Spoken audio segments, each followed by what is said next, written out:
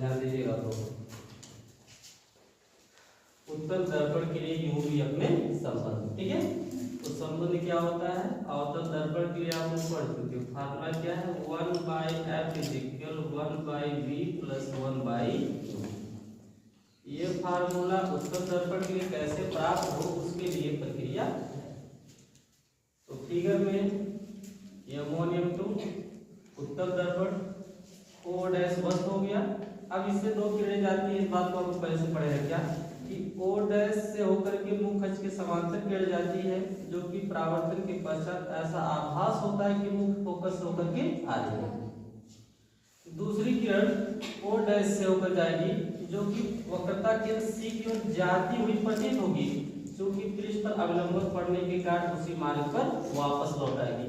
अभी जो दोनों परावर्तित किरणें हैं यहाँ मिलती हैं, तो जहाँ पर मिलती है उसका नाम होता है I'। वहां से लंब डालेंगे तो मुख अक्ष को जहाँ पर काटते हैं उसे I कहते हैं। ये I' O' का प्रतिबिंब है। क्योंकि ये जो आभासी किरणें मिल रही है, तो आभासी किरणों के मिलने से जो प्रतिबिंब बनता है, इस प्रतिबिंब को क्या कहते हैं, आभासी प्रतिबिंब कहते हैं। और आभासी है तो उसके साथ क्या आता है, सीधा। तो आभासी सीधा और वस्तु का प्रतिबिंब कहाँ बनता है, P और F के बीच। तो अब ये सूत्र प्राप्त करने के लिए हमें चार त्रिभुज इसमें ढूंढना है। तो पहला त्रिभुज देख लीजिए, यहाँ पर लिखा गया है समरूप समकोण त्रिभुज O'C। तो O'C ये हो गया, I''C तो I''C हो गया। अब समकोण त्रिभुज में अगर हम इसको अलग यहाँ बनाएं तो इस तरह से मिल रहा है हमको O'C, और दूसरा प्रतिबिंब मिल रहा है I''C, और यहाँ पर बनाया समकोण त्रिभुज। तो सभी दूरियों को हमें मुख अक्ष पर मापना होता है। तो मुख अक्ष पर ये मिल रहा है C से O की दूरी और C से I की दूरी। ये जो कर्ण है इसको हमें शामिल नहीं करना है। तो समरूप समकोण त्रिभुज, तो मैथमेटिक्स का रूल होता है समरूप शब्द अगर कह दिया गया दो त्रिभुज के लिए तो उनके संगत भुजाओं का अनुपात क्या होता है, बराबर। तो इस तरह से पहले त्रिभुज का लंब और बटे में दूसरे त्रिभुज का लंब हो जाएगा। तो पहले त्रिभुज का लंब है O' और बटे दूसरे त्रिभुज का लंब है I'। अब पहले त्रिभुज का आधार हो गया CO, तो बटे में दूसरे त्रिभुज का आधार हो गया CI। ये हो गया समीकरण नंबर 1। अब दूसरा त्रिभुज देखिए, त्रिभुज ANF और त्रिभुज II', ये दोनों भी समरूप और समकोण त्रिभुज हैं। तो जो नियम यहाँ लगाया गया वही नियम यहाँ लागू होगा कि समरूप समकोण त्रिभुज के संगत भुजाओं का अनुपात नियत होता है, नियतांक होता है।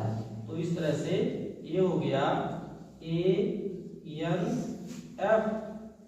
और दूसरा ये हो गया I''F, जिसमें कर्ण भुजा को शामिल नहीं करना है। तो लंब और आधार को शामिल करेंगे। पहले त्रिभुज का लंब हो गया AN, तो दूसरे त्रिभुज का लंब हो गया II', ये हो गया। पहले त्रिभुज का आधार हो गया NF, तो दूसरे त्रिभुज का आधार हो गया IF। और इस फिगर को यहाँ पर देख सकते हैं, ये वाला। अब चूंकि समांतर रेखाओं के बीच की दूरी, आप इसको पढ़ते हैं क्या कि मुख अक्ष के समांतर जाने वाली किरण, तो ये आपका मुख अक्ष है और ये समांतर जा रही है। तो समांतर रेखाओं या किरणों के बीच की दूरी सभी जगह बराबर होती है, इसलिए O' की लंबाई AN की लंबाई के बराबर होगा। तो AN के स्थान पर आप क्या लिख सकते हो, O'। तो AN के स्थान पर लिखा गया O'/I' = NF/IF हो गया।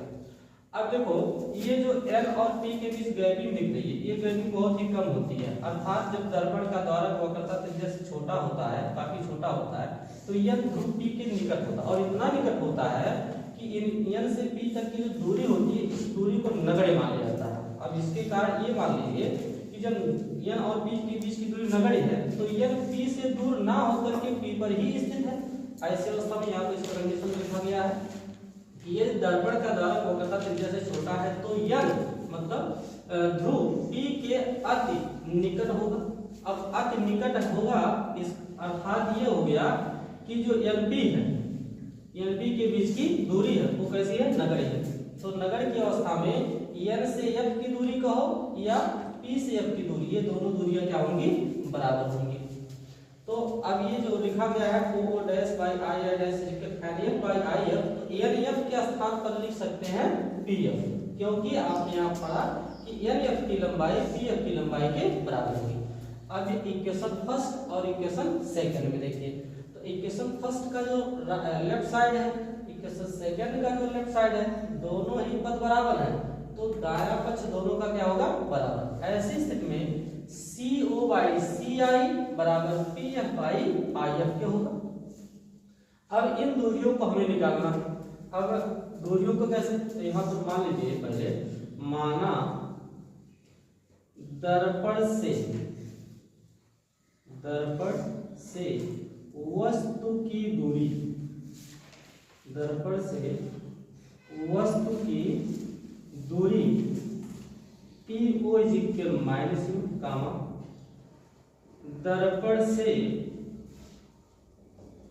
प्रतिबिंब की दूरी,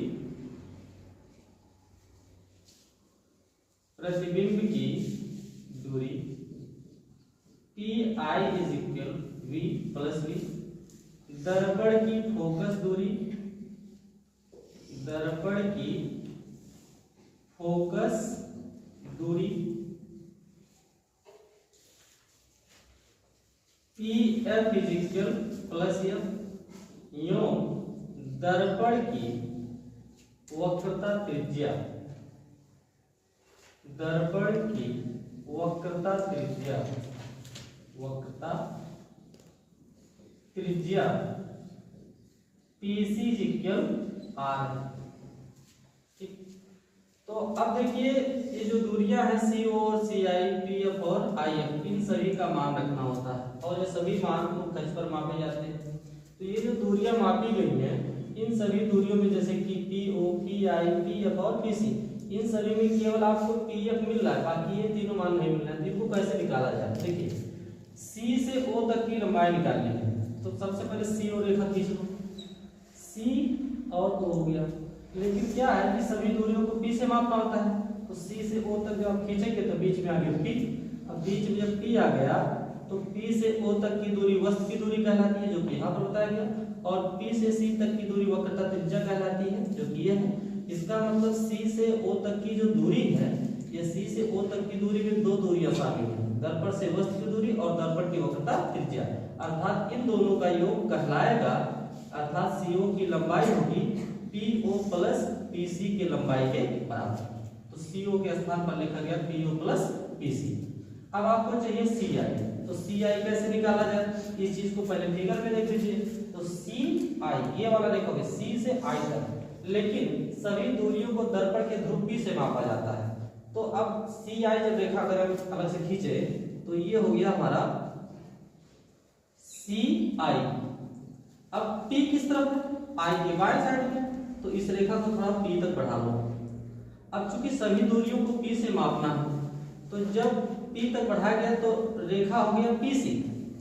अब ये I बीच में, तो रेखा दो भागों में बट गया। P से C तक की दूरी वक्रता त्रिज्या कहलाती है, जो कि यहाँ पर आपको पता है। P से I तक की दूरी कहलाती है प्रतिबिंब की दूरी, जो ये दिया हुआ है PI बराबर V। लेकिन I से C तक की दूरी आपको निकालनी है, तो इसका मतलब होगा कि पूरी लंबाई में से इस एक भाग की लंबाई को घटा देंगे, अर्थात IC का मान निकालना है, तो PC में से PI को घटा देंगे। तो यहाँ पर लिखा गया PC माइनस PI। PF को नोट कर लिया गया, क्योंकि PF मतलब होता है फोकस दूरी, जिसका मान हमें पता है। लेकिन IF निकालना है। अब IF निकालना है, तो IF देखो कहाँ, I से F की दूरी, तब रेखा खींच लो पहले IF, ये हो गया F और ये हो गया I। लेकिन सभी दूरियों को हमें P से मापना है, तो P कहाँ है, I के बाएं साइड में, P तक खींच लो। तो जब P तक खींच लिए तो पूरी रेखा हो गई PF, और P से F तक की दूरी कहलाती है फोकस दूरी, जिसे PF कहा गया। अब ये P से I तक की दूरी PI हो गया, PI, जिसे दर्पण से प्रतिबिंब की दूरी कहा जाता है। अब हमें IF की दूरी निकालनी है, तो पूरी लंबाई में से इस एक भाग को क्या करेंगे, घटा देंगे। तो IF का मान निकालने के लिए PF में से PI को घटा दिया जाएगा, इसलिए आई एफ के स्थान पर क्या लिखा गया, P F minus P F.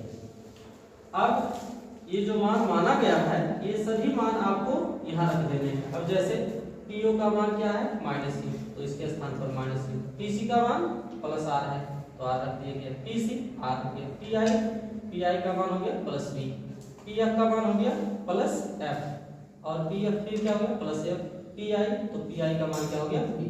अब इन मानों को रखने के बाद इनका क्रॉस मल्टीप्लाई कर दिया गया।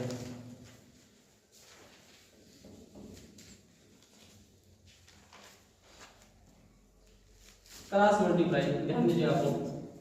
अब यहाँ गुणा कैसे किया जाता है, तो एफ को लेंगे और एफ लेकर के गुणा दोनों अक्षरों में कर देंगे। अब एफ का गुणा माइनस यू में होगा तो माइनस यू एफ हो जाएगा, एफ का गुणा प्लस आर में होगा तो प्लस आर एफ हो जाएगा।